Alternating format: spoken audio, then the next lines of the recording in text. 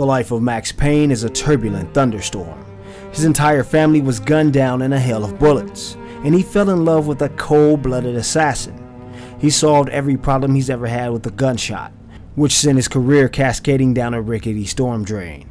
Now he indulges himself in drugs and wallows in self-pity. He has become a truly broken man in every sense of the word.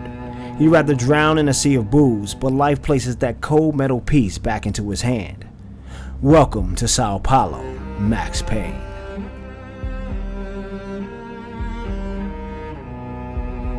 The twisted tale of Max gives us an up-close view of his life in the past and the future. His addiction to painkillers and alcohol paints him as a grotesque substance abuser. His absolute disdain for the breath coming out of his lungs furthers his self-loathing even more.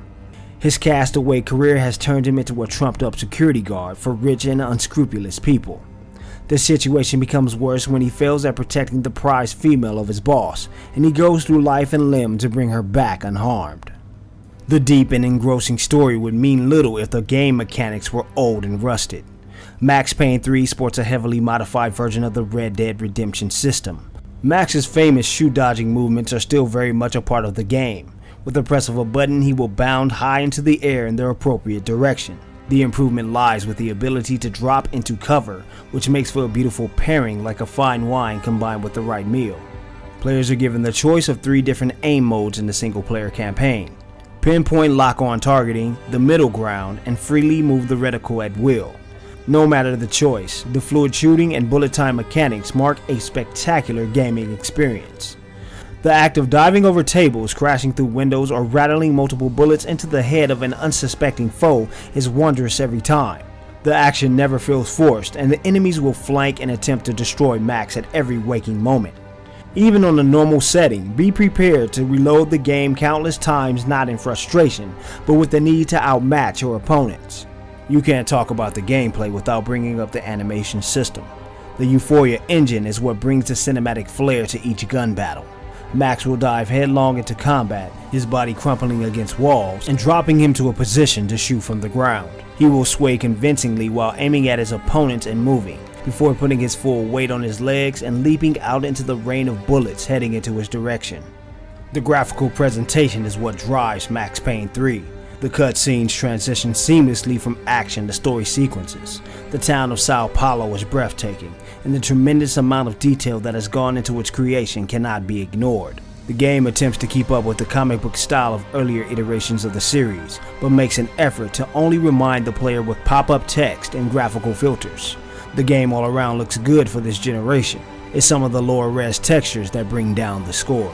James McCaffrey has always been fantastic as Max, but I can say that he is most at home in the third title.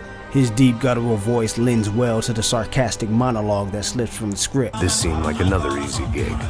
It was the middle of the day, and like any self-respecting idiot, I was half cut. It reminds me a lot of the Die Hard films, with Max becoming less serious about his situation the deeper he gets into trouble. Hidden in the dark. What was I really doing walking in there with my bad haircut and ridiculous shirt? The rest of the cast is phenomenal as well. It's just Max that steals the entire show. The musical score itself is in tune with the situation at hand. At one point, the sound of gunfire will be drowned out by the pumping house music of a club. Later, Max will walk through Sao Paulo streets and hear the heart of Brazil's culture, or become entranced by the haunting theme song to Max's life.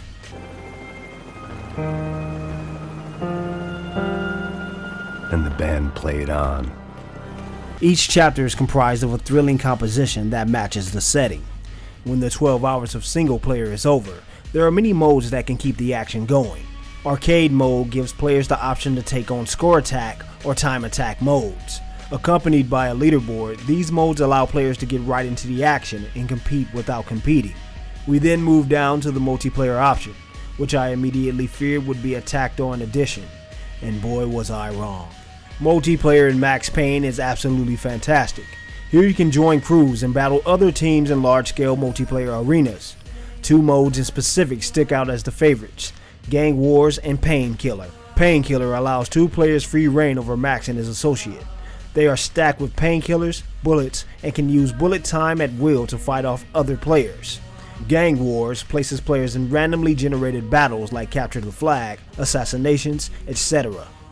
The lasting appeal is in the form of earning upgrades to weapons and new items to decorate your avatar with.